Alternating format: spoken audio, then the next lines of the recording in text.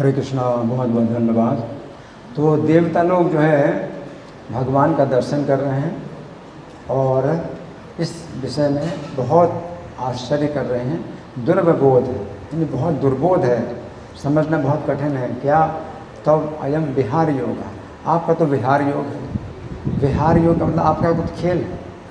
आप तो खेल खेल में ही कार्य करते हैं। क्या करते हैं? सृष्टि और पालन और संहार। हाँ, और हमारे लिए समझना भी मुश्किल है, करना तो बहुत दूर की बात है, समझना भी मुश्किल है कि आप कैसे करते हैं। और फिर आप किसी के शरण नहीं लेते हैं। जैसे वृत्तासुर के कारण हम आपकी शरण ले रहे हैं, तो आप तो किसी इन कार्यों में, तीनों प्रकार के कार्यों में आप किसी की शरण नहीं लेते हैं। और फिर आपको शरीर की भी आवश्यकता नहीं है। हमें तो शरीर चाहिए, बिना शरीर के हम कोई कार्य नहीं कर सकते। अविक्रियमाण आपके शरीर में कोई परिवर्तन भी नहीं होता है, और हमारे शरीर में परिवर्तन, हमें शरीर में परिवर्तन की आवश्यकता होती है, तभी हम कुछ काम कर पाएंगे। और अगुण, आप बिना किसी गुण के, प्रकृति के 3 गुणों के बिना आप कार्य करते हैं, जबकि हमें प्रकृति के 3 गुणों के द्वारा ही ये कार्य करना होता है। 3 गुण ही हमसे कार्य कराते हैं। तो ये 4 चीज़ें जो हैं आपके अंदर नहीं हैं, यानी वो विकार नहीं है, आपके शरीर में परिवर्तन नहीं है, और आपका जो है आप कोई शरण नहीं लेते हैं, और आपका वैसा शरीर नहीं है, भौतिक शरीर नहीं है, और प्रकृति के 3 गुणों से भी परे हैं। तो फिर ये जो है आपका ये विहार योग, और इतनी आसानी से आप सृष्टि पालन संहार करते हैं, हमारे लिए दुर्बोध है, हम लोग नहीं समझ पाते। तो यहाँ पर सृष्टि पालन संहार की अगर बात करें कि सृष्टि तो ब्रह्मा जी करते हैं, और पालन विष्णु जी करते हैं, और संहार करते हैं शिव जी। तो फिर यहाँ पर वो क्यों कह रहे हैं कि आप ही कर रहे हैं, और आप जो है आपको किसी की सहायता की आवश्यकता नहीं। तो यहाँ पर हमें समझना चाहिए कि सृष्टि पालन संहार, एक तो ये होता है कि प्रारंभ में सृष्टि होती है, और पालन जो है बाकी समय होता है, और संहार सबसे अंतिम होता है। लेकिन अगर सूक्ष्म रूप से देखा जाए तो हर समय सृष्टि पालन संहार हो रहा है।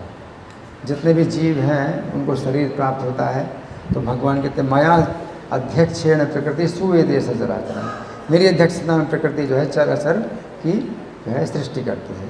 तो हर व्यक्ति को शरीर प्राप्त होता है, और कीड़े हैं सबको शरीर प्राप्त होता है, और लगातार जो है सृष्टि हो रही है, और पालन भी हो रहा है, सब जीवों का लगातार पालन भी हो रहा है, और लगातार संहार भी हो रहा है। तो यहाँ पर वो ब्रह्मा विष्णु और शिव के द्वारा जो सृष्टि पालन संहार होता है, तो उसकी बात नहीं कर रहे हैं, बल्कि बहुत ही सूक्ष्म रूप में हर समय। और इस भौतिक सृष्टि में भगवान अपने आध्यात्मिक रूप में है भी नहीं। जिस रूप में देवता लोग दर्शन कर रहे हैं, इस रूप में भगवान बिल्कुल कार्य नहीं कर रहे हैं। तो भगवान तो कह रहे हैं मेरी अध्यक्षता में प्रकृति ही सृष्टि पालन संहार करती है। सृष्टि स्थिति प्रलय साधन शक्ति रेखा छाए व्यस्त भगवान विभर्ति दुर्गा। तो जो दुर्गा देवी है वही भगवान की अध्यक्षता में सृष्टि पालन संहार कर रहे हैं। तो देवता लोग जो है बहुत आश्चर्य हो रहे, चकित हो रहे हैं कि कैसे आप सृष्टि पालन संहार कर रहे हैं। तो देखें कितने प्राणियों की सृष्टि हो रही है ना। अब जैसे आप सोचते हैं भाई हमने बच्चे पैदा किए हैं, कोई सोचता है हमने तो ये बच्चे पैदा किए, अगर हम ना होते ये बच्चे कैसे पैदा हुए होते। ये कितने बच्चे पैदा हो रहे हैं, और सब जगह है। यहाँ तक कि सृष्टि जंगल में कितने पेड़ पौधे अपने आप लगाए जा रहे हैं। बगीचे में कोई माली अगर ना देखभाल करे सब सूख जाएगा, पूरा बगीचा सूख जाएगा।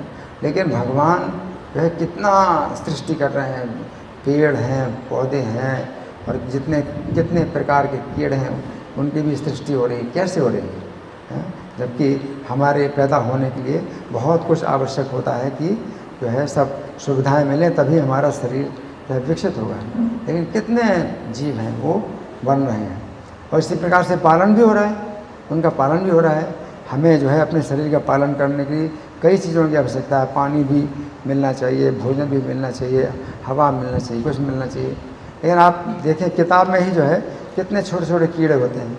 यहाँ तक कि आप पेन से अगर बिंदु बनाते हैं तो उससे भी छोटा, पॉइंट से भी छोटा कीड़ा जो है किताब में, उसको कहाँ पानी मिल रहा है कौन भोजन दे रहा है ना पानी ना भोजन।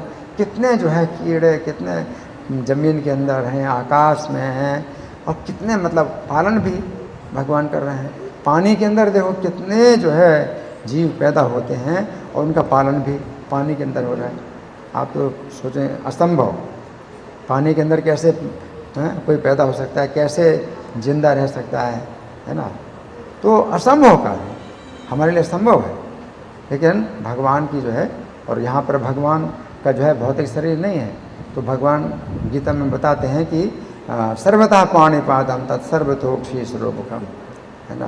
तो सब उनके सब जगह उनके हाथ हैं, पैर हैं, आँखें हैं, सिर है, मुख है, हर जगह है भगवान का। अव्यक्त रूपे मया व्यक्त मूर्तिना मया ततम इदम सर्वम जगत अव्यक्त मूर्तिना।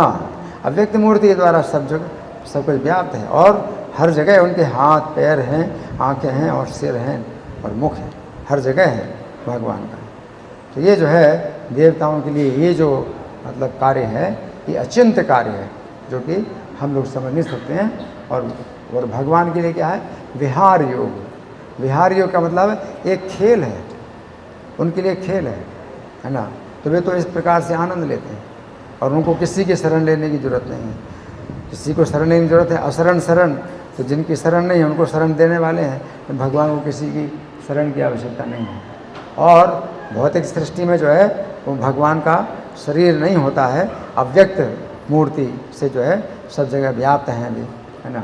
और अव्यक्रियमाण, और उनमें जो है किसी प्रकार का परिवर्तन नहीं होता है शरीर में, कि जैसे शरीर में परिवर्तन होता है, 6 परिवर्तन होते हैं, भगवान के शरीर में कोई परिवर्तन नहीं होता है। और अगुण, और 3 गुण भी उनके नहीं हैं।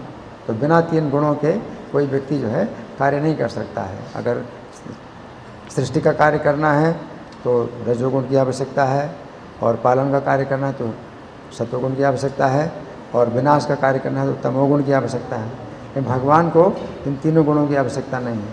लेकिन भौतिक प्रकृति अपने 3 गुणों के द्वारा सृष्टि, स्थिति और पालन का कार्य करती है, और भगवान की अध्यक्षता में करती है। इस बात को कोई देख नहीं सकता।